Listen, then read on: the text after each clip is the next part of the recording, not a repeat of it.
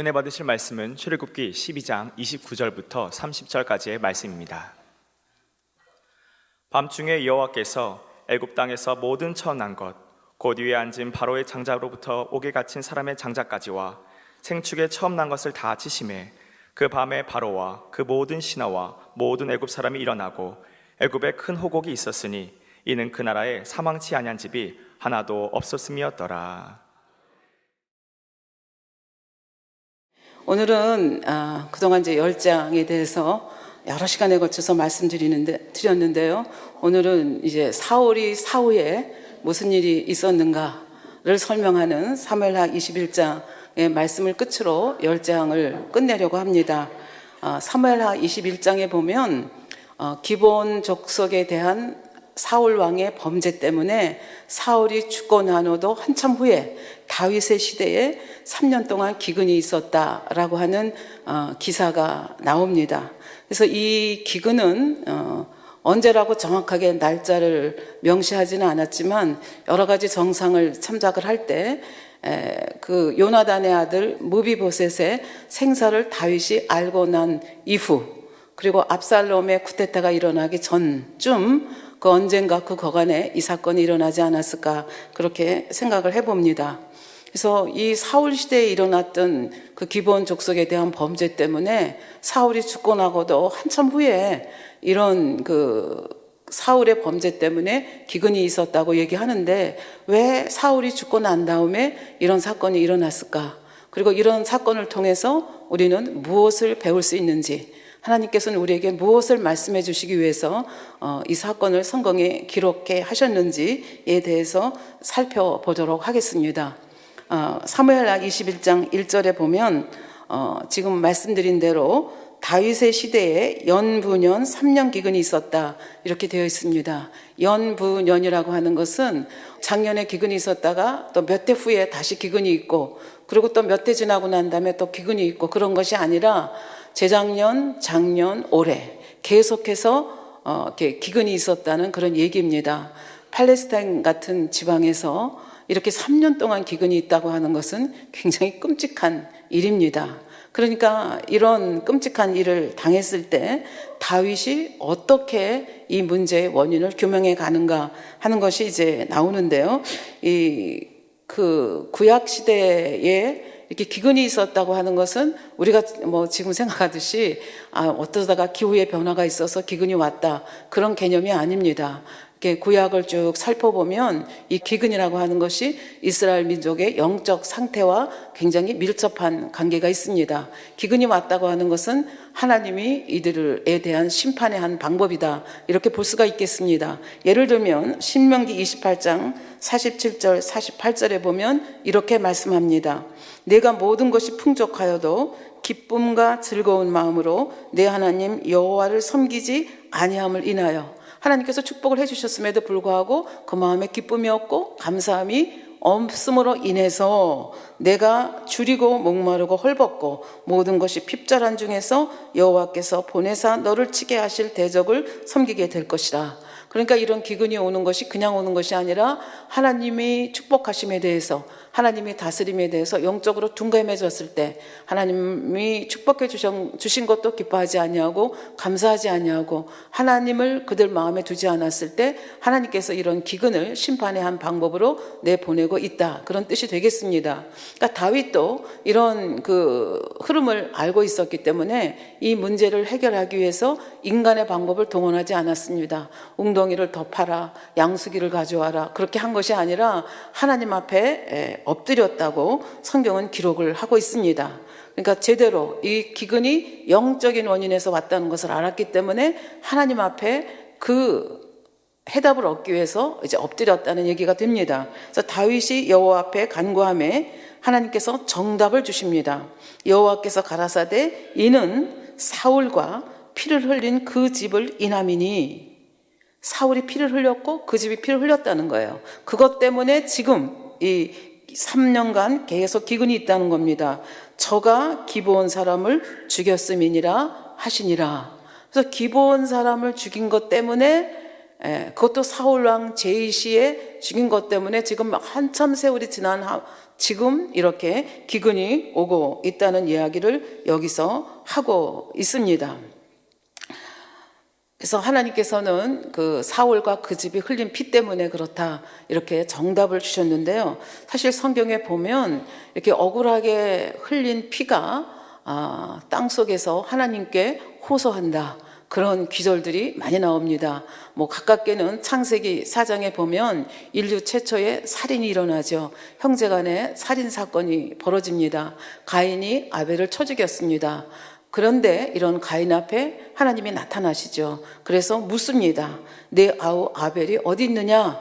그렇게 물었더니 가인이 하나님 앞에 엉뚱하게 대답을 하죠. 제가 아우를 지키는 자니까 하고 퉁명스럽게 대답을 합니다. 아마 하나님이 모르고 계신다고 생각을 해왔던 것 같습니다. 그런데 10절에 보니까 가라사대 내가 무엇을 하였느냐? 네 아우의 핏소리가 땅에서부터 내게 호소하느니라. 그러니까 억울하게 죽은 아벨의 피가 하나님께 호소를 하고 있다는 거예요. 그래서 하나님께서 알고 계신다, 그런 뜻이 되겠습니다. 그래서 지금 사울 왕도 뭔가는 모르지만 기브온 족속을 죽이려고 했고, 나중에 보면 모해하려고 했고, 이스라엘 땅에서 쫓아내려고 했던 그런 사울 왕 제이시에 있었던 일이 있었습니다. 이것 때문에 하나님께서 지금 연부년 계속해서 3년 기근을 보내고 있다, 이렇게 설명하면서 2절에서는 계속해서 이 기브온 족속이 누군가에 대해서 얘기합니다. 기브온 사람은 이스라엘 족속이 아니요, 아모리 사람 중에서 남은 자라. 이스라엘 족속들이 전에 저희에게 맹세하였거늘, 전에가 언젠지 무슨 맹세를 해왔는지 여기서는 자세하게 설명하지 않고 이렇게 간단하게 넘어갑니다. 전에 저희에게 맹세하였거늘 사울이 이스라엘과 유다 족속을 위하여 열심히 있으므로 저희 죽이기를 꾀하였더라. 이것 때문에 하나님께서 지금 심판의 기근을 내리시고 계신다는 얘기입니다. 그러면 우리는 여기서 전에 이스라엘 족속이 그 기브온 족속에게 무슨 맹세를 했고, 또 이 기브온 사람들은 도대체 이스라엘 족속이 아니라고 하는데 어디서 떨어진 백성인가? 라고 하는 것에 대한 의문을 품게 됩니다. 이 의문에 대한 답은 여호수아서 9장을 보면 자세하게 나와 있습니다. 여호수아서 9장은 어떤 배경 속에서 이 9장이 기록되고 있는가 하면 이스라엘 백성이 출애굽해서 40년간 광야에 그 훈련을 다 끝마치고 모압 평지에 있다가 이제 요단강을 건너서 여리고 성을 정복을 하고 그 다음에 아이성을 정복을 합니다. 물론 여러 가지 사건이 있었지만 결국은 문제를 해결하고 아이성을 정복을 합니다.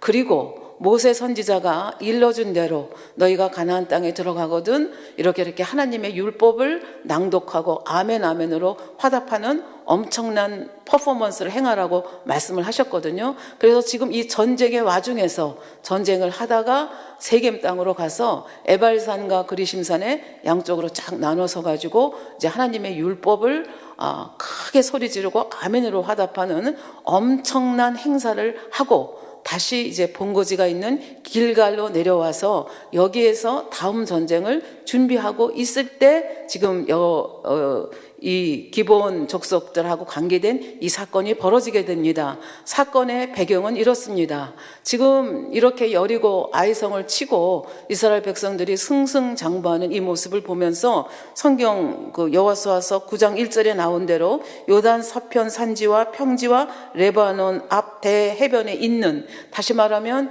여러분들이 이스라엘 지도를 머릿속에 그려보면 여리고를 중심으로 한 그 중앙지대에 있는 그 가나안 족속들, 여기 이제 구체적으로 이름이 나오죠. 가나안 사람과 브리스 사람과 히윗 사람과 여부스 사람, 헷 사람, 아모리 사람, 이 사람들은 신명기나 이런 데 보면 너희들이 그 땅에 들어가면 진멸하라고 한 그 백성들 이름과 일치합니다. 그래서 이 그 족속들의 왕들이 모여서 이 일을 어떻게 대처할 것인가를 의논하게 되는데, 의논의 결과는 별 수 없다, 우리가 싸우자, 이스라엘 백성들을 대적하자, 이렇게 결론을 내리게 됩니다. 그런데 거기에 살고 있었던 한 족속은 전혀 다른 책략을 쓰게 됩니다. 그 사람들이 누군가 하면 기브온 족속입니다. 그래서 기브온 족속들은 도대체 어떤 책략을 썼는가? 그러니까 이스라엘을 대적해서 우리가 죽든지 살든지 싸우겠다, 그런 책략이 아니고 어찌하든지 우리는 이 목숨을 부지해야 되겠다.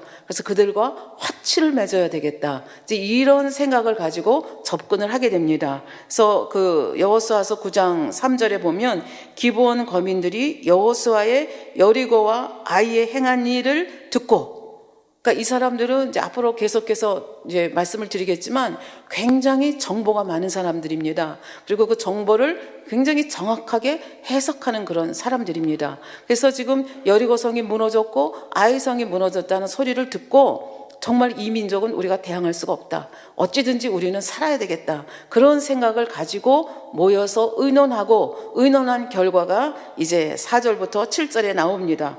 꾀를 냈다고 되어 있습니다. 꾀를 내어서 사신의 모양을 꾸미되 헤어진 전대와 헤어지고 찢어져서 기운 가죽 포도주 부대를 나귀에 싣고 그 발에는 낡아 기운 신을 신고 낡은 옷을 입고 다 마르고 곰팡이 난 떡을 예비하고 그들이 길갈진, 그러니까 이스라엘 본부가 지금 길갈에 있거든요. 길갈진으로 와서 여호수아에게 이르되 그와 이스라엘 사람들에게 이르되 우리는 원방에서 왔나이다. 우리가 원방에서 왔다는 것을 알려주기 위해서 다 말라빠지고 곰팡이 난 떡 가지고 왔고, 그 다음에 옷도 기운 옷, 신발도 다 떨어져서 헤어진 거, 그 다음에 포도주 담긴 가죽 부대도 막 빵빵하게 그냥 다 말라가지고 조금만 있으면 터질 지경인 그런 포도주 가죽 부대를 가지고 옵니다. 그걸 이제 은근히 이제 제시를 했겠죠. 그러면서 우리는 원방에서 먼 데서 왔다고 그러면서 화친 조약을 맺고 싶다고 그렇게 얘기를 합니다. 이들의 모습을 보고 여호수아도 그렇고 백성들도 그렇고 처음에는 굉장히 날카로운 눈초리로 날카로운 질문을 합니다. 7절에 보면 이스라엘 사람들이 히윗 사람들에게, 이 기브온 사람들에게 이르되 너희가 우리 중에 거하는 듯하니 우리가 어떻게 너희와 조약을 할 수 있으랴. 가만히 보니까 너 우리들하고 굉장히 가까운 곳에 사는 사람들 같은데 거짓말하는 거 아니야? 이렇게 단도직입적으로 얘기하면 아주 날카로운 질문을 합니다. 그런데 이런 날카로운 질문할 것을 이미 이들은 다 염두에 두고 나름대로 아주 교묘하게, 세상 말로 말하면 지혜로운 그 작전을 지금 하고 있습니다. 어떤 작전을 하느냐? 심리적으로 이들을 안심을 시킵니다. 심리적으로 안심시킨다는 게 무엇입니까? 이들은 지금 출애굽하기 전에는 애굽의 노예였습니다. 종살이 하던 사람이었습니다. 40년간 광야에서 힘든 삶을 살았습니다. 그나마 출애굽 1세대는 다 죽고 여호수아 갈렙만 살고 이제 출애굽 2세대들이 지금 여기까지 왔습니다. 어떻게 보면 굉장히 험악한 세월을 살았다고 볼 수가 있죠. 그런데 지금 이 멀리서 원방에서 왔다고 하는 사람들이 이들 앞에 공손하게 무릎을 꿇습니다. 그리고 얘기합니다. 9절에 보면 그들이 여호수아에게 대답하되 우리는 당신의 종입니다. 그렇게 얘기하면서 종들은 당신의 하나님 여호와의 이름을 인하여 심히 먼 지방에서 왔사오니 이는 우리가 그의 명성과 그의 애굽에서 행하신 모든 일을 들으며, 그러면서 하나님 이름까지 정확하게 적시해서 얘기를 합니다. 그리고 출애굽 사건도 기억을 하고 지금 여기까지 어떻게 왔는지 기억하고, 더군다나 그 다음에 보니까 그가 요단 동편에 있는 아모리 사람의 두 왕, 곧 헤스본 왕 시혼과 아스다롯에 있는 바산 왕 옥에게 행하신 모든 일을 들었습니다. 이렇게 얘기를 합니다.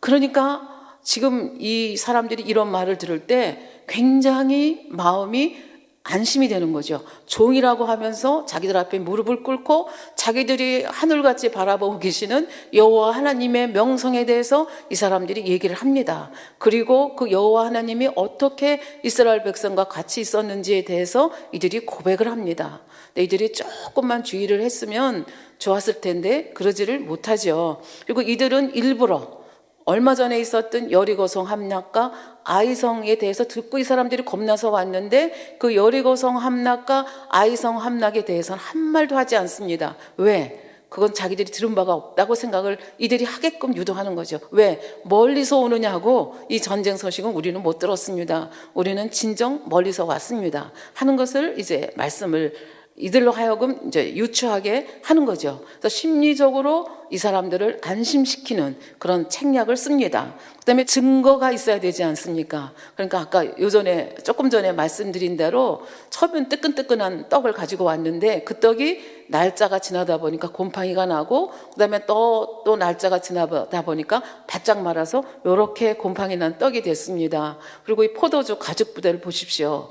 가죽 부대 처음에는 굉장히 열이잖아요. 근데 시간이 갈수록 뻣뻣해지고 그 다음에 이제 더 시간이 가서 옮겨지지 않으면 터지게 돼 있잖아요. 터지기 직전에 가죽 부대를 보여주면서 우리가 얼마나 멀리서 왔는지 짐작이 되지 않으십니까? 우리의 옷을 보세요. 우리의 신발을 보세요. 다 낡았습니다. 헤어졌습니다. 그러니까 구체적인 증거를 보여주니까 이 여호수아나 족장들과 백성들도 고개를 끄덕끄덕하게 되었습니다.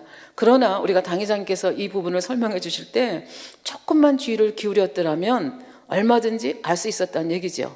아무리 멀리서 왔다 하더라도 사신이라면 예의를 차려야 되잖아요. 그러니까 옷을 갈아입을 옷이나 갈아입을 신반도 갖고 와서 제대로 대했어야 되는데 지금 그런 겨를이 이 사람들한테 없고 이 사람들은 이제 일부러 그렇게 한 건데 그것을 볼 수 있는 이 예리한 눈이 이 심리적으로 안정을 시키는 바람에 그냥 이제 무디어진 거죠. 그리고 어떻게 여호수아가 이런 치명적인 실수를 할 수 있는가? 결국 이 사람들과 조약을 맺게 되거든요. 그리고 이것이 이제 이렇게 그 아주 엄청난 실수로 이제 판명이 되는데 어떻게 여호수아가 이런 상황 속에서 조약을 맺을 수 있었는가? 믿음의 분량 설명을 하시면서 여호수아가 영으로 들어오긴 했지만 이 육의 흔적이 있었기 때문에 결국은 이제 이렇게 된 것이다 이렇게 말씀을 했는데요. 우리는 이제 믿음의 분량에 대한 얘기를 하는 부분이 아니기 때문에 결국은 이제 여호수아도 실수를 하게 되고 족장들도 실수를 하게 되는 거죠. 그래서 이제 여호수아서 9장 14절에 보면 무리가 그들의 양식을 취하고 어떻게 할 것을 여호와께 묻지 아니하였다. 그러니까 묻지 아니한 것이 실수입니다. 만약에 여호수아가 그럼에도 불구하고 이 사람들 수상해 그리고 하나님 앞에 무릎을 꿇고 이것이 도대체 어떻게 된 겁니까? 이 사람들이 화친을 맺자고 하는데 이것이 정당한 것입니까? 하고 물었더라면 여호와께서는 자세하게 설명을 해주셨을 것입니다. 저들은 지금 자기들 나름대로 인간적인 지혜를 쓰고 있고 저희들은 거짓말을 하는 것이다. 너희들이 속아서는 안 된다. 그리고 하나님의 뜻은 무엇입니까? 그 가나안 땅에 있는 이방 족속들을 다 진멸하고 몰아내는 것이 하나님의 뜻이지 않습니까? 그래서 하나님의 뜻을 분명히 얘기를 해 주었을 텐데 여호수아도 그렇고 족장들도 그렇고 너무나 평안하고 너무나 안심이 되고 이제 이런 그 마음을 가지게 된 거죠. 사실은 여리고성도 그렇고 아이성 함락도 그렇고 또 그 에발산과 그리심산 안에서의 엄청난 큰 행사를 왜 했습니까? 그리고 무엇 때문에 했습니까? 하나님 앞에 여호와 앞에 순종하는 것이 결국은 승리의 비결이다. 그거를 재다짐하는 그런 행사였는데 결국은 그 행사를 하고 난 다음에 이 사람들이 가지고 온 그 책략에 그냥 깜빡 속아서 치명적인 실수를 하게 됩니다. 그래서 15절에 보면 여호수아가 곧 그들과 화친하여 그들을 살리리라는 언약을 맺습니다. 그리고 회중 족장들이 그들에게 맹세합니다. 그래서 이렇게 앞뒤를 보면 여호와의 이름으로 언약을 맺고 여호와의 이름으로 맹세를 한 것을 볼 수 있습니다. 근데 거짓말은 3일밖에 가지 않고 3일 만에 들통이 났습니다. 어떻게 들통이 났는가 하면 이렇게 고대 시대에는 서로 간에 화친 조약을 맺으면 예를 들어서 지금 기브온 족속들이 사신을 보내서 지금 이스라엘 백성들 길갈에 와서 화친을 맺었습니다. 그러면 화친을 맺은 쪽에서는 다시 그들의 나라를 방문해서 말하자면 친선 방문을 해서 여러 가지를 살피는 것이 상례였다고 합니다. 그러니까 길갈에 있는 이 사람들이 그 기브온 족속들의 사신과 다시 어디로 간 거예요? 기브온 족속들이 사는 곳까지 갔는데 3일 길밖에 안 걸린 거예요. 그 길갈에서 40km 정도밖에 안 되는 그런 곳에 있다는 것. 그러니까 원방에서 온 것이 아니라 자기들이 진멸해야 될 땅에 이들이 살고 있는 그 진멸 대상인 백성들이라고 하는 것을 이제 3일 만에 발견을 하게 됩니다. 이 사실을 알았을 때 여호수아나 이 족장들이 얼마나 기가 막혔겠습니까? 아마 하늘이 노랗게 보였을 것 같습니다. 그리고 이 일을 도대체 어떻게 수습을 해야 되는가 하는 것에 이제 초점이 맞춰지겠죠. 그리고 백성들은 이 소리를 듣고 여호수아를 원망하고 그 족장들을 원망했다고 성경은 기록을 하고 있습니다. 그 여호수아서 9장 18절에 보면 회중 족장들이 이스라엘의 하나님 여호와로 그들에게 맹세한 거로 이스라엘 자손이 그들을 치지 못한지라. 왜? 여호와의 이름으로 언약을 맺고 여호와의 이름으로 맹세한 것은 깨트릴 수가 없습니다. 그러니까 우리가 뭐 서원을 했다든지 여호와 약속을 했다든지 이거 깨트리면 안 된다는 거 우리는 누누이 성경을 통해서 배웠습니다. 더군다나 이 여호수아가 언약을 맺었고 족장들이 여호와의 이름으로 맹세를 했기 때문에 이들을 살려주고 화친한다는 이 대원칙을 끊을 수가 없는데 이것을 보고 백성들은 이제 지도자들을 원망을 했다 이렇게 되어 있습니다. 그럼 이런 상황 속에서 어떻게 이 일을 처리해야 될 것인가? 우리는 속아서 했기 때문에 이건 무효다 그럴 수가 없다는 얘기입니다. 왜? 거룩하신 여호와의 이름으로 전지전능하신 여호와의 이름으로 온 천지 만물의 주인이 되시는 여호와의 이름으로 맹세를 했기 때문에 이 맹세는 어떻게 없었던 것으로 할 수가 없게 됩니다. 그래서 여호수아는 물론 치명적인 실수는 했지만 두 번 실수는 하지 않으면서 이 하나님의 뜻을 받들어가면서 이 일을 이제 해결을 해 갑니다. 어떻게 해결을 하는가? 19절에 보면 모든 족장이 온 회중에게 이르되 우리가 이스라엘 하나님 여호와로 그들에게 맹세하였은즉 이제 그들을 건드리지 못하리라. 왜? 여호와 이름으로 약속을 했기 때문에 20절 우리가 그들에게 맹세한 맹약을 인하여 진노가 우리에게 임할까 하노니 이렇게 행하여 그들을 살리리라. 그들을 죽이지는 않는데 다만 우리도 속았고 그들도 속였기 때문에 그거에 대한 대가는 받아야 되지 않겠느냐 하면서 21절 무리에게 이르되 그들을 살리라 하니 족장들이 그들에게 이른 대로 그들이 온 회중을 위하여 나무 패며 물 길는 자가 되게 하였더라.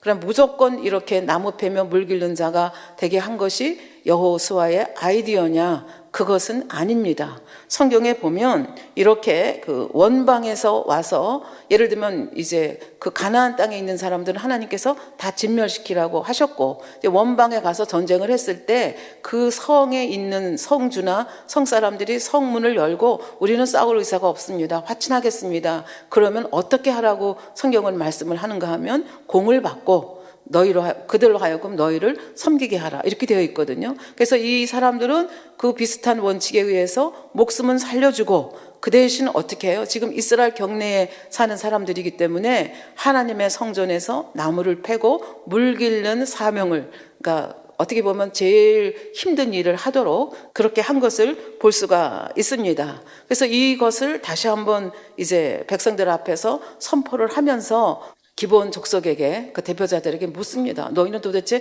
무슨 생각을 가지고 우리를 이렇게 속였느냐? 그랬더니 22절에 너희가 우리 가운데 거주하거늘 어찌하여 우리는 너희에게서 심히 멀다 하여 우리를 속였느냐? 그렇게 물었더니 23절에 그러므로 너희가 저주를 받나니 너희가 영영이 종이 되어서 다 내 하나님의 집을 위하여 나무 패며 물 길는 자가 되게 하리라. 그러면서 이것을 영원한 규례라고 말씀을 했거든요. 그러니까 이들을 죽이지는 못하고 그 대신 성전에서 물 깃고 나무 패는 자가 되게 하겠느냐? 하겠다. 너희 괜찮으냐? 이렇게 물은 거예요. 그러니까 이들은 지금 진멸 대상이라는 걸 알았기 때문에 죽지 않고 생명을 구원받은 것만으로도 황송한 그런 사람들이 된 거죠.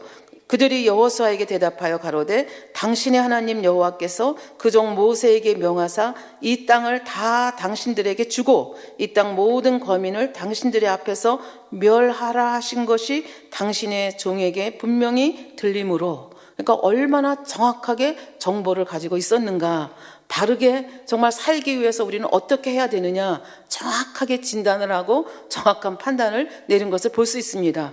당신들을 인하여 우리 생명을 잃을까 심히 두려워하여 이같이 하였습니다. 그리고 솔직하게 답변하는 것을 볼 수가 있습니다. 그랬더니 이들에게 아까도 말씀드린 대로 이렇게 나무 패고 물 길는 자가 되게 하라. 이렇게 해서 이게 영원한 규례가 되었다라고 여호수아서 9장은 저에게 말씀하고 있습니다. 그래서 여호수아서 9장의 사건이 일어나고 사무엘하 21장의 사건이 일어나기까지는 한 500년 정도의 세월이 흘렀습니다. 500년 정도의 세월이 흘렀고 여전히 이 기브온 족속들은 하나님의 성전에서 물 깃고 나무 패는 그런 역할을 합니다. 그러니까 가나안 땅에 지금 이스라엘 백성이 사는데 거기에 이방 민족인 기브온 족속이 살면서 하나님 성전에서 물 깃고 나무 패는 역할을 하니까 이스라엘 백성이라고 하면 삼척동자라도 압니다. 왜 이들이 지금 여기에 있는지. 500년의 세월이 흘렀다고 해서 모를 리가 없죠. 왜? 이질적인 이방인이 지금 자기들 속에 섞여서 살고 있기 때문에 우리가 그렇게 생각을 할 수가 있겠습니다. 그래서 이런 배경을 가지고 다시 사무엘하 21장으로 다시 넘어오겠습니다. 21장 2절에 보면 기브온 사람은 이스라엘 족속이 아니요 아모리 사람 중에서 남은 자라. 이스라엘 족속들이 전에 저희에게 맹세하였거늘. 이제 무슨 말인지 여러분들은 전체적인 그림을 그리실 수가 있죠. 전에 뭘 맹세했는지, 왜 맹세했는지, 왜 이것이 영원한 규례인지를 알고 계십니다. 사울이 이스라엘과 유다 족속을 위하여 열심히 있으므로 저희 죽이기를 꾀하였더라. 여러분들 사울의 삶을 보면 초창기에는 굉장히 멀쩡하고 근사했지만 이제 얼마 되지 않아서 굉장히 교만해지면서 하나님의 뜻에 신경을 쓰기보다는 백성들이 나를 어떻게 생각하느냐, 하나님이 크게 보이는 것이 아니라 백성들이 크게 보이기 시작하면서 이제 불순종을 낳게 된 거죠. 그리고 여기도 보면 사울이 이스라엘과 유다 족속을 위하여 열심히 있다. 그러니까 하나님의 뜻은 뭐예요? 영원한 규례잖아요. 여호사를 통해서 약속을 했고 하나님의 뜻은, 하나님의 약속은 세월이 간다고 해서 그것이 변질되는 것이 아니거든요. 그럼에도 불구하고 이 사울 왕은 어찌하든지 백성들의 마음을 사고자 하는 마음이 있었던 것 같아요. 그래서 여기 보면 이스라엘과 유다 족속을 위하여 열심히 있었는데 그 열심이 무엇으로 나타났는가 하면은 이 자기들 사이에 살고 있는 이질적인 백성 기브온 족속을 학살하고 그들을 이스라엘 경내에서 쫓아내는 것으로 그 열심을 냈던 것을 볼 수 있습니다. 그러니까 이 사울은 하나님의 뜻이 어디에 있는가 보다는 어떻게 하면 민심을 살 수 있을까, 여기에 초점이 맞춰져 있고 그 초점 때문에 결국은 그 이질적인 백성들을 학살하고 모해하고 그리고 쫓아내려고 했던 그런 일들이 사울 왕의 제위 시간에 있었던 것을 볼 수가 있습니다. 그래서 이제 다윗은 알았습니다. 왜 연분연 3년간 기근이 있는지를 알았기 때문에 이제는 기브온 족속들을 불러옵니다. 그래서 그들에게 얘기합니다. 3절에 보면 다윗이 저희에게 묻되 내가 너희를 위하여 어떻게 하랴? 내가 어떻게 속지하여야 너희가 여호와의 기업을 위하여 복을 빌겠느냐?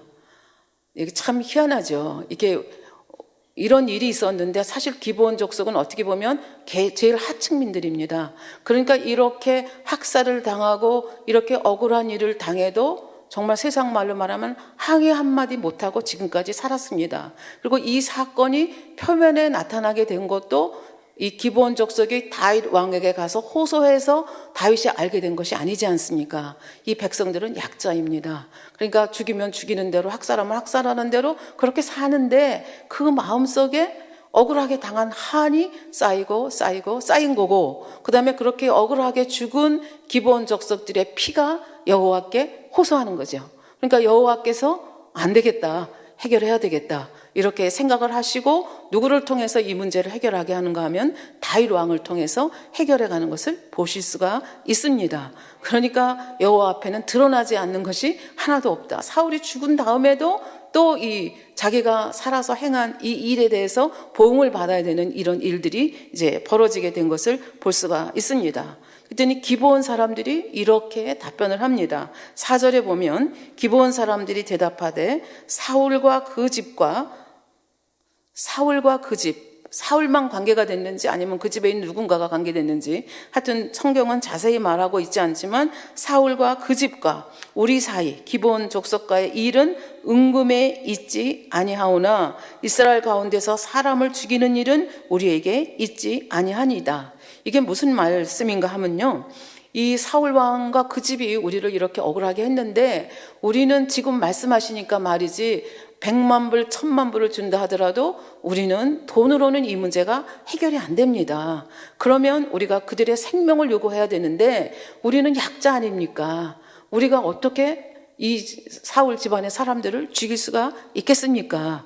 그러니까 생명은 생명으로, 이게 구약의 법칙이거든요. 그래서 생명을 요구를 해야 되는데 우리는 약자기 때문에 지금까지, 세상 말로 말하면 찍소리 하나 못하고 지금까지 그냥 속으로 눈물을 흘리면서 하늘 품어왔던 것이 하나님이 터뜨려서 여기까지 오고 이렇게 자기들의 의사를 표현하게 된 거죠.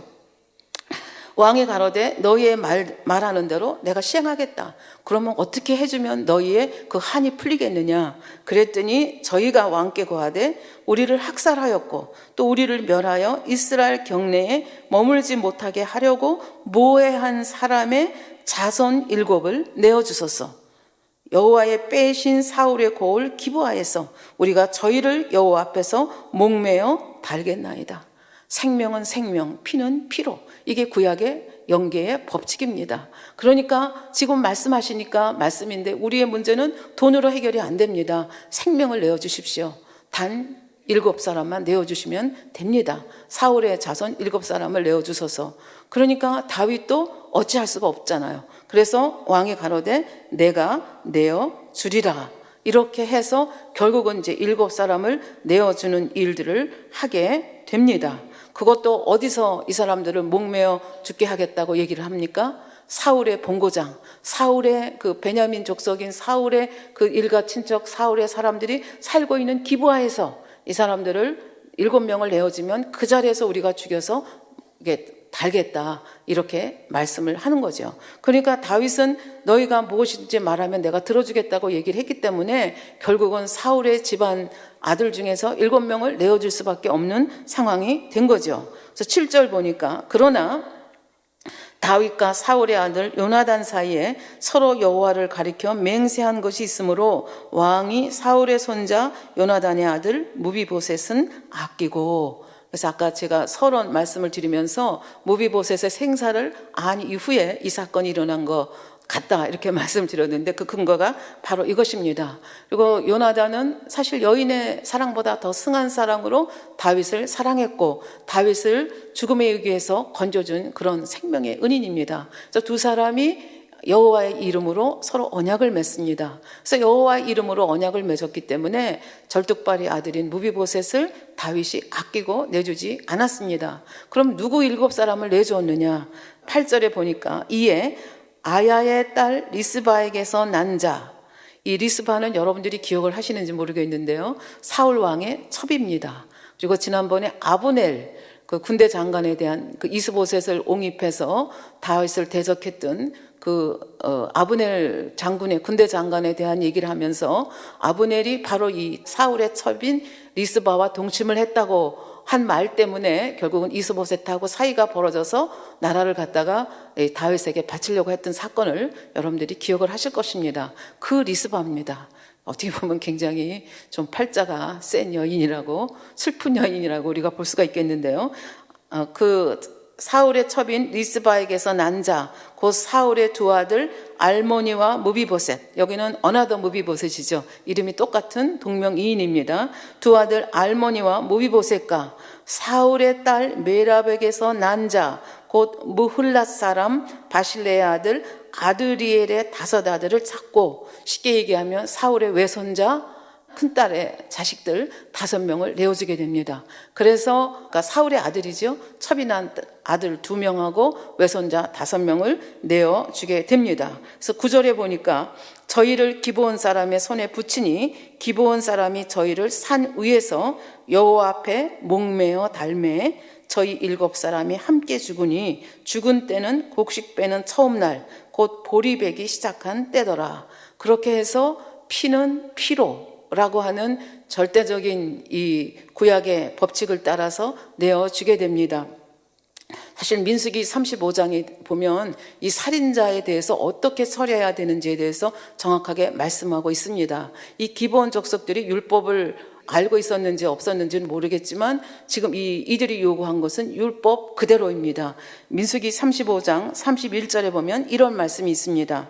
살인죄를 범한 고살자의 생명의 속전을 받지 말고 반드시 죽일 것이며, 고살자는 뭡니까? 의도적으로 죽인 사람입니다. 그러니까 사울의 경우는 이스라엘 백성과 유다 백성을 위한 열심이 있으므로 하나님께서 보호하신 그 생명들을 500년이 지난 그 시기에 어떻게 했어요?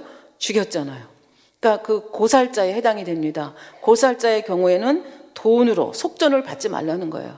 뭐로 하라는 거예요? 반드시 죽이라고 되어 있습니다. 그리고 그 다음에 보면 도피성에 피한 자들에 대한 얘기가 나오거든요. 하나님은 굉장히 섬세하신 하나님이기 때문에 살인자라 하더라도 똑같이 취급하지 않습니다.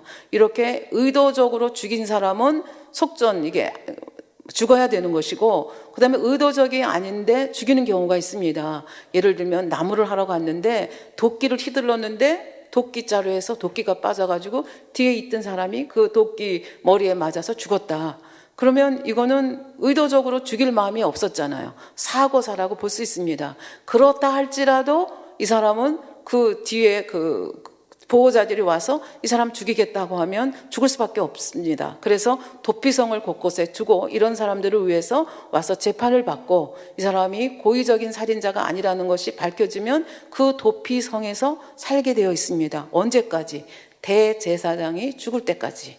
그래서 그런 상황 속에서도 이런 자라 할지라도 속전을 받으면 안 된다. 그 대제사장이 죽을 때까지 거기서 살아야 된다. 식구들과 떨어져서 살아야 된다. 그러니까 핏값을 내게 되어 있습니다. 그래서 왜 그런가 하면 33절에 보면 너희는 거하는 땅을 더럽히지 말라. 피는 땅을 더럽히나니. 그러니까 이렇게 의도적으로 이렇게 죽인 이런 그런 피, 그 다음에 의도적이지는 않지라 할지라도 살인한 이 피는 땅을 더럽히나니 피 흘림을 받은 땅은 이를 흘리게 한 자의 피가 아니면 속할 수 없느니라.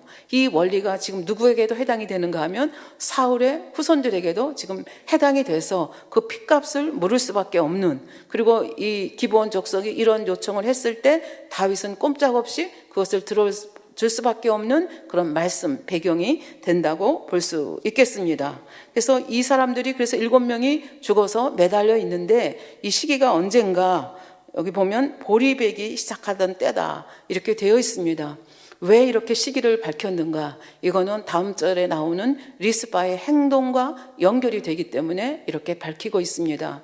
이 보리배는 때는 요즘 태양력으로 하면 4월 중순쯤이 된다고 합니다. 그런데 이 리스바가 갑자기 남편이 죽은 것도 억울한데 지금 누가 죽었어요? 아들들이, 생떼 같은 아들들이 갑자기 죽었잖아요. 거기다가 그 외손자들이 다 죽었잖아요. 이런 상황 속에서 이 리스바, 이 슬픈 여인이 어떻게 행동을 했는가? 10절에 보면 아야의 딸 리스바가 굵은 배를 가져다가 자기를 위하여 반석 위에 펴고 곡식 베기 시작할 때부터 하늘에서 비가 시체에 쏟아지기까지 그 시체에 낮에는 공중의 새가 앉지 못하게 하고 밤에는 들짐승이 범하지 못하게 한지라.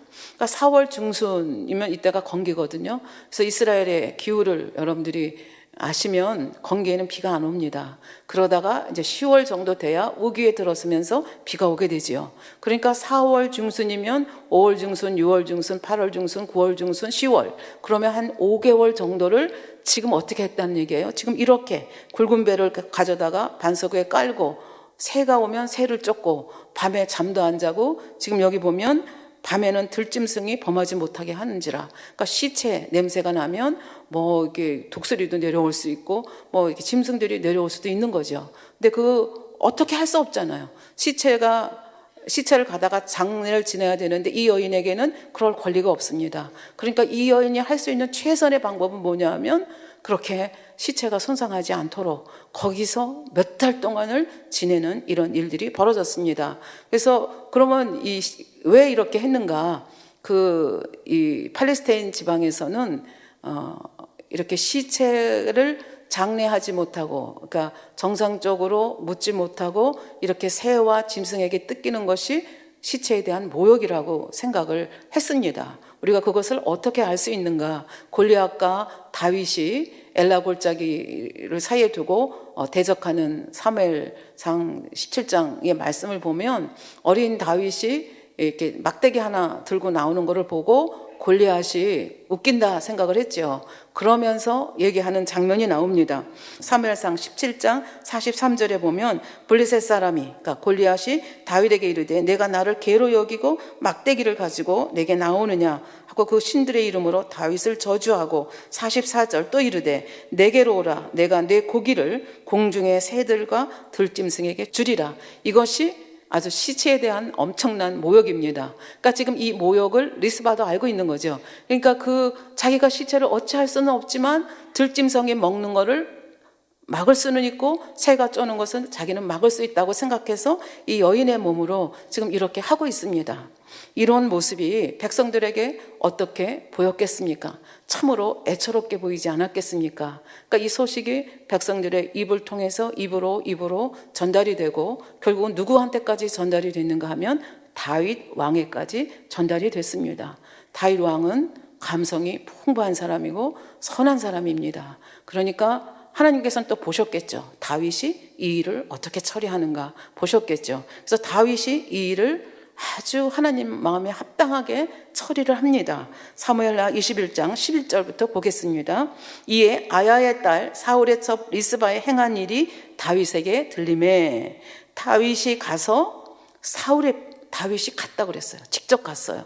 어디를 갔는가 하면 사울의 뼈와 그 아들 요나단의 뼈를 길르앗 야베스 사람에게서 취하니, 그러니까 길르앗 야베스 가려면 요단강을 건너서 가야 되거든요. 이게 므낫세 지파들의 성곽한 그 땅이거든요. 길르앗 야베스에 이 사람들이 묻혀 있어요. 여러분들 지난번에 혹시 기억을 하시는지 모르겠지만 그 길보아 산에서 블레셋 사람들하고 싸움에서 이게 그 세 아들이 죽고 사울 왕은 부상을 당했는데 결국 자기 칼에 엎드러져서 자살을 하게 되잖아요. 그래서 나중에 이게 그 전리품을 가지러 온 그 블레셋 사람들이 이걸 보고 사울 왕의 목을 잘라가지고 자기 나라로 보내고, 그다음에 목 없는 시체, 그다음에 세 아들의 시체를 벳산 성벽에 갖다가 걸어놨잖아요. 그러니까 이거를 누가 들었는가 하면 길르앗 야베스 사람들이 들었습니다. 길르앗 야베스 사람들이 밤중에 몰래, 그거 굉장히 위험한 일이죠. 블레셋 사람들이 있는데 밤중에 몰래 와가지고 그 험악한 그 길을 다 와가지고 이 사람들의 시체를 가져다가 화장을 하고 어떻게 했다 그랬어요? 그 에셀나무 밑에 묻고 7일간 금식을 했다.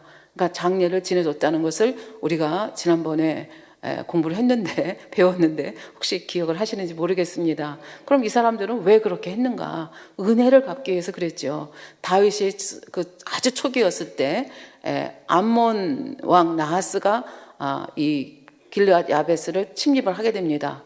그러면서 이제 싸움을 걸어왔는데 길르앗 야베스 사람들은 너무나 연약했기 때문에 이 사람하고 싸워서는 안 되겠다. 그래서 아까도 말씀드렸죠. 이렇게 서로 이렇게 문빗장을 열면 화친하는 거고, 그래서 세금을 바치고 그다음에 이제 섬기는 그런 일이 벌어지는데 이 길르앗 야베스 사람들이 그렇게 했습니다. 섬기겠다고 그랬더니 이 암몬 왕 나하스가 굉장히 악질적인 얘기를 하죠.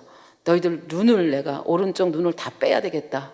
그러면서 7일간의 말미를 주었을 때 이때 사울 왕이 즉위 초기입니다. 이때 하나님의 성령이 임하면서 결국은 그 백성들을 데리고 와서 이 길르앗 야베스 사람을 암몬 왕 나하스의 손에서 이렇게 구해주는 이런 일이 있었거든요. 그러니까 길르앗 야베스 사람들은 그 은혜를 잊지 못하는 거예요.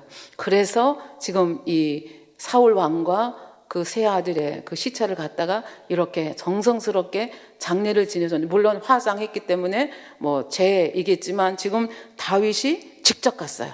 직접 가서, 그러니까 죽은 사울 왕에 대한 예의, 그 다음에 사랑하는 요나단 형님에 대한 예의라고 볼 수 있겠죠. 그래서 그 사울의 뼈와 그 아들 요나단의 뼈를 길르앗 야베스 사람에게서 취하니 이는 전에 블레셋 사람이 사울을 길보아에서 죽여 벳산 거리에 메어단 것을 저희가 가만히 가져온 것이라.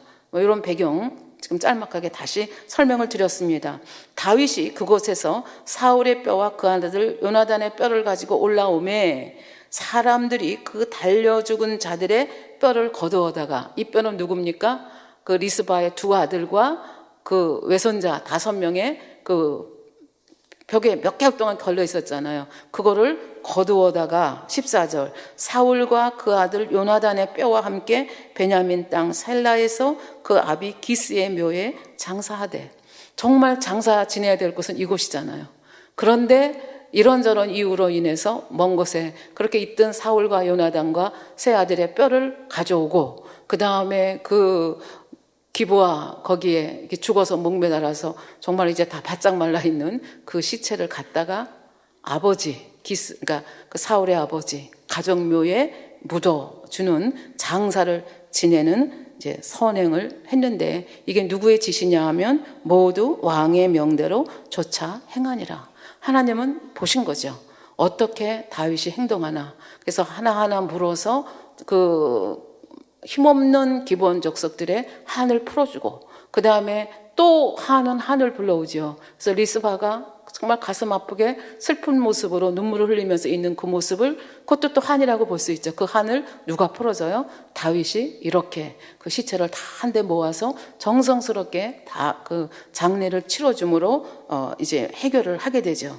그래서 성경은 뭐라고 얘기하는가 하면, 그 후에야 하나님이 그 땅을 위하여 기도를 들으시니라 이렇게 말씀합니다. 기도를 들으셨다고 하는 것은 연분연 3년간에 걸친 이 기근이 끝났다는 희소식이라 말씀을 드릴 수가 있겠습니다.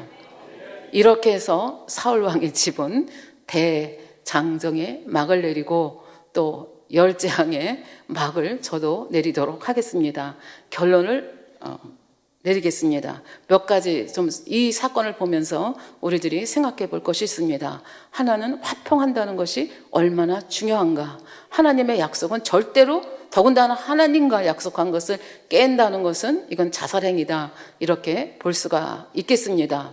그래서 이 화평하면 저는 늘 생각나는 것이, 이게 만민중앙교회 와서 장회장님의 설교를 들으면서 신선하게 다가온 것이 여러 가지가 있지만 그 중에 한 가지가 이 화평에 대한 것이었습니다. 늘 하시는 말씀이 화평하지 않고 10개를 이루는 것보다는 화평하고 2개를 이루는 것이 더 낫다. 그러니까 우리가 이렇게 실적을 중요시하는 현대를 사는 우리들의 입장에서 보면 조금 화평 깨고 10개 이루는 것이 더 효과적이 아닌가, 이런 생각을 할 수 있는데, 당회장님은 10개를 이루는 것보다는 화평하고 2개를 이루는 것이 낫다.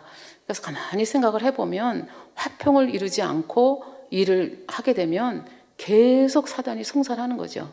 그러면 이게 금방 그 자리에서는 이긴 것 같지만 사실은 계속 끈에 끈을 몰고 가면서 이게 엄청난 결과를 가지고 올 수 있는 거죠. 바로 이제 사울의 예가 그런 예라고 볼 수가 있습니다. 신약에도 보면 마태복음에 예물을 드리다가 형제에게 원망 들을 만한 것이 생각나거든 어떻게 하라 그랬어요? 예물을 제단에 두고 가서 형제와 먼저 화해하라 그랬어요. 화평이 우선이라는 얘기죠. 제물 드리는 것보다, 제물을 드리지 말라는 얘기가 아니라 화평하지 않고 제물 드리는 거 하나님이 기뻐하지 않는다는 얘기죠. 그러면서 먼저 가서 형제와 화평을 하는데, 그 화평이 어느 정도 화평이어야 되느냐를 말합니다. 마태복음 5장 25절에 보면 너를 송사하는 자와 함께 길에 있을 때 급히 사화하라, 화평하라는 얘기죠. 그 송사하는 자가 너를 재판관에게 내어주고 재판관이 관에게, 그 옥졸에게 내어주어 옥에 가둘까 염려하라. 그래서 옥에, 화평하지 않고 옥에 가두게 되면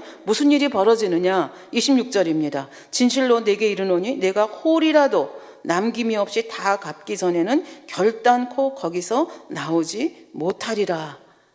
다 갚아야 나온다는 거예요. 이건 영적으로도 마찬가지입니다. 그러니까 화평하지 않고 10개를 이루는 것보다 화평하고 2개를 이루는 것이 결국은 승리인가 하는 것이 여기서 답이 나옵니다.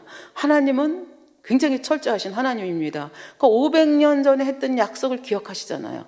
그리고 힘없는 백성들, 자기들 말로는 아무 소리 못하고 항의 한번 못하는 그 백성들의 한의 소리를 들으시고 핏소리를 들으시고 하나님께서 이를 터뜨리셔서 결국은 홀이라도 다 갚도록 이렇게 역사하시는 하나님의 그 역사하시는 손길을 여기서 우리가 볼 수가 있습니다.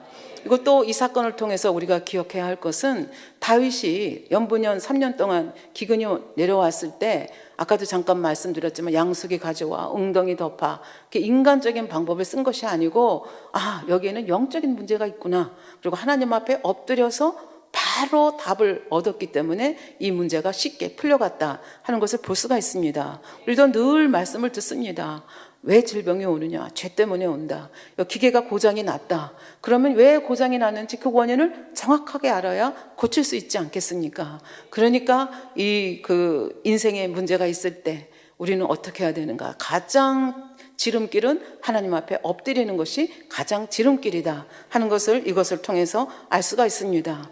그러니까 이게 인간의 방법을 쓰면 이게 빠른 것 같지만 아닌 거예요. 예를 들면 사무엘상 4장에 보면 블레셋이 처음 이스라엘을 쳐들어왔죠. 그래서 그때 몇 명이 죽었는가 하면 4,000명가량이 죽었습니다. 이 문제를 놓고 이스라엘의 대표들이 모입니다. 모여서 뭐 해야 돼요? 합심기도 하고 문제의 해결을 하나님께로부터 찾아야 되는데 이때는 사사시대였지 않습니까? 그러니까 하나님이 그들 가운데 없었어요. 왕이 없었으니까 자기 소견에 좋은 대로 행했습니다. 어떻게 소견에 좋은 대로 행했습니까? 모여서 인간의 머리를 짠 거예요. 그래서 생각해 보니까 우리가 언약궤를 가지고 나가면 이겼을 건데 언약궤를 안 가지고 나가서 우리가 지지 않았어? 그리고 언약궤를 메고 나가죠. 근데 어떻게 됐습니까? 4만 명이 죽습니다. 언약궤를 빼앗깁니다. 언약궤를 지고 갔던 주 제사장은 죽습니다.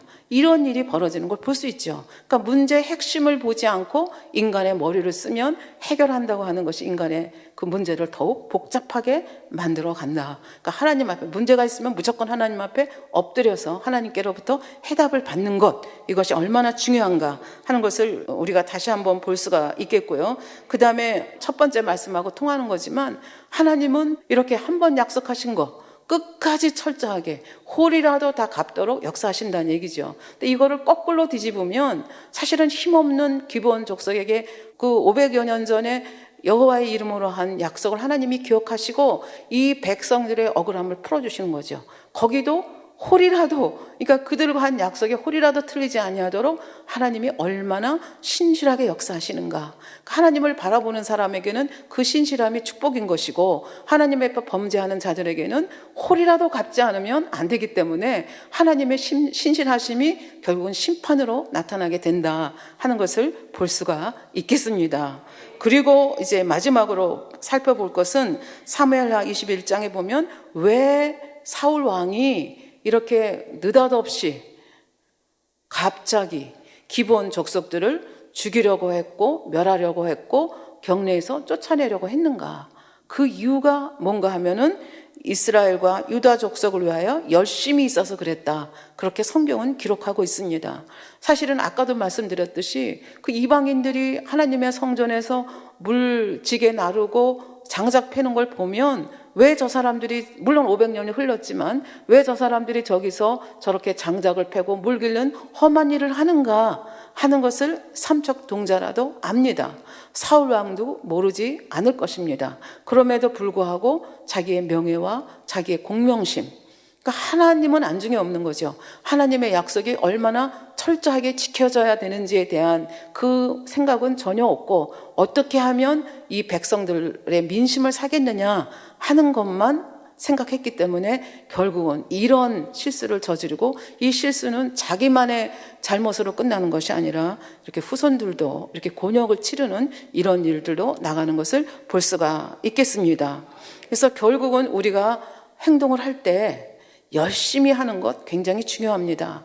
그러나 열심히 하는 것보다 더 중요한 것은 이것이 하나님의 말씀에 합한 것이냐, 하나님의 뜻에 합한 것이냐, 그것이 기본이 돼야, 그것이 밑받침이 돼야 그 열심이 꽃을 피우고 하나님 앞에 인정받는 열심이 됩니다. 우스갯소리가 있습니다. 교회에서 제일 문제가 되는 사람이 하나님의 뜻도 모르면서 열심인 사람, 그 사람들이, 그런 사람이 있으면 교회가 굉장히 문제가 많다, 그렇게 얘기하지 않습니까? 그러니까 하나님의 말씀을 힘써 알아야 됩니다. 여호와 하나님의 뜻이 어디에 있는지 이걸 힘써 알지 못하고 내 생각 속에서 그 지식을 무시하고, 올바른 여호와의 지식을 무시하고 열심을 냈다가는 그 열심 때문에 내가 망할 수 있다는 것을 이 사울 왕의 경우를 통해서 알 수가 있습니다. 그래서 이 말씀이 얼마나 중요한가 하는 것을 성경 곳곳에서 말씀을 하고 있는데요. 예를 들면 로마서 10장 2절 3절에 보면 이런 말씀이 있습니다. 내가 증거하노니 저희가 하나님께 열심히 있으나 지식을 쫓은 것이 아니라. 이거 굉장히 위험하다 그랬잖아요. 열심히 있는데 하나님 뜻하고 관계없는 것은 문제가 있는 거예요. 왜 문제가 있는가? 3절에 보니까 하나님의 의를 모르고 자기 의를 세우려고 힘써 하나님의 의를 복종치 아니하였느니라. 바로 이겁니다. 자기는 열심히 한다고 했는데 계속 뒷발질하는 거예요. 그리고 하나님의 역사를 오히려 방해하는데 그걸 모르고 있는 거죠. 내 의 때문에. 그래서 이 열심도 중요하지만 이것이 하나님의 지식과 결부가 되느냐, 이걸 살피는 지혜가 있어야 되겠다 말씀합니다. 잠언 19장 2절에 보면 지식 없는 소원은 선치 못하다 말씀합니다. 발이 급한 사람은 그렇다느니라. 그러니까 열심만 있고 지식이 없으면, 선하지 못하면 문제를 일으킬 수 있다, 그런 얘기가 되겠고요. 빌립보서 1장 9절에 보면 내가 기도하노라 너희 사랑을 지식과 모든 총명으로 점점 더 풍성하게 하사. 사랑에도 뭐가 필요하다는 거예요? 지식이 필요하다는 거예요. 맹목적인 사랑, 우리 영적인 사랑, 육적인 사랑 말씀하지 않습니까? 이게 하나님의 뜻에 합당한 영적인 사랑이어야 된다는 것을 다시 한번 강조를 한 말씀입니다. 잠언 13장 16절에 보면 무릇 슬기로운 자는 지식으로 행하여도 미련한 자는 자기의 미련한 것을 나타내느니라. 그러니까 하나님은 지혜의 근본이라 말씀하시고 하나님은 말씀이십니다. 그러니까 우리가 연초가 돼서 성경 읽기 지금 열심히 계획하고 계시고 말씀 열심히 듣고 무장하시겠다 새롭게 결심하시는 분들이 많을 텐데요. 이 말씀을 바로 안다는 것, 이것이 얼마나 중요한가를 다시 한번 새기는 귀한 기회가 됐으면 좋겠습니다. 예, 이것으로 이제 10장 막을 내리고 끝을 내도록 하겠습니다. 말씀 참고하시면서 기도하시겠습니다. 아버지 하나님 감사합니다. 바로 왕이 그 마음을 강팍하게 함으로 아버지 단계마다 아버지 말씀을 불순종하며 이렇게 엄청난 결과를 갖고 오는 걸 볼 수 있습니까? 있습니다. 어찌 바로뿐이겠습니까? 우리 사울 왕도 그렇고 수많은 사람들이 그 길을 걸어갔던 것을 볼 수 있습니다. 하늘의 바른 말씀으로, 바른 지혜로 아버지 저희를 지혜롭게 하사 아버지 말씀을 정확하게 알고 열심을 낼 수 있는 저희들 되도록 축복하여 주시기를 원합니다. 감사드리며 우리 주 예수 그리스도의 이름으로 기도하옵나이다. 아멘. 영상을 통한 당회자님의 환자 기도를 받겠습니다. 아픈 분들은 아픈 곳이나 연약한 곳에 손을 얹고 기도받으시고, 아프지 않으신 분들은 가슴에 손을 얹고 마음의 손을 위해 믿음으로 기도받으시기 바랍니다. 할렐루야. 전능하신 사랑의 아버지 하나님, 이 시간 기도받는 모든 성도님들 위해 안수하여 주옵소서. GCN과 인터넷과 화상을 통해 기도받는 지교회와 지성전, 그리고 전 세계 하나님의 자녀들 위에도 시공간을 초월하여 역사하여 주시기를 원합니다. 믿어지는 믿음을 주시고 부정적인 생각과 의심의 세력을 물리쳐 주옵시며 모든 시험 환난도 물리쳐 주옵소서. 머리부터 발끝까지 오장육부 뼈 마디마디 온몸의 신경 조직 세포 등 아픈 곳마다 성령의 불로 태우시고 근본의 빛으로 역사하여 주옵소서. 예수 그리스도의 이름으로 명하노니 원수마귀 사단 모든 질병 균 연약함아 물러가라. 빛이 임하라. 모든 불치 난치병도 성령의 불로 태워 깨끗게 하여 주옵소서. 말라리아를 비롯한 모든 풍토병도 물리쳐 주옵소서. 감기, 기침, 열, 몸살, 독감 등 각종 유행성 질병도 다 물러가라. 어떠한 유행성 질병 균도 틈타지 않게 지켜 주옵소서. 위암, 폐암, 간암, 유방암, 자궁암, 대장암, 피부암 등 각종 암과 에이즈, 백혈병, 뇌졸중, 고혈압, 저혈압, 심장병, 폐병, 위장병, 당뇨, 부인병, 피부병, 갑상선 질환과 모든 염증도 깨끗게 하여 주옵소서. 소아마비, 중풍, 관절염, 디스크도 온전케 하여 주옵소서. 요통, 두통, 신경통을 비롯한 모든 통증은 사라질지어다. 간질, 자폐증, 우울증, 조울증, 노이로제 등 모든 정신질환도 물러가라. 모든 마비된 것도 풀어지고 일어나 걷고 뛸지어다. 눈도 잘 보이게 하옵시고 귀도 잘 들리게 하여 주옵소서. 소경은 눈을 뜨고 기머거리는 들으며 벙어리는 말할지어다. 각종 사고, 후유증도 깨끗게 하시고 부러진 뼈도 붙여 주옵소서. 화상 입은 것도 온전케 하옵시고 화기암 물러가라. 열도 물러가라. 아버지 흉터 나지 않게 역사해 주시기 원합니다. 마약을 비롯하여 각종 약물과 독극물, 중독도 깨끗함을 입을지어다. 죽은 신경과 세포가 살아나며 죽은 자도 살아나게 하여 주옵소서. 잉태의 축복도 주시기를 원합니다. 잉태의 축복을 받으라. 예수 그리스도의 이름으로 명하노니 원수마귀 사단아, 하늘 공중 곳에 잡은 악의 영들아 물러가라. 그의 사자들도 물러갈지니라.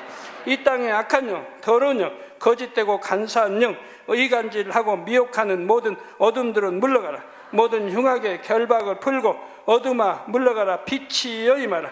아버지 하나님, 부르짖어 기도할 수 있는 능력을 주시고 죄를 버리고 성결될 수 있는 능력을 주옵소서.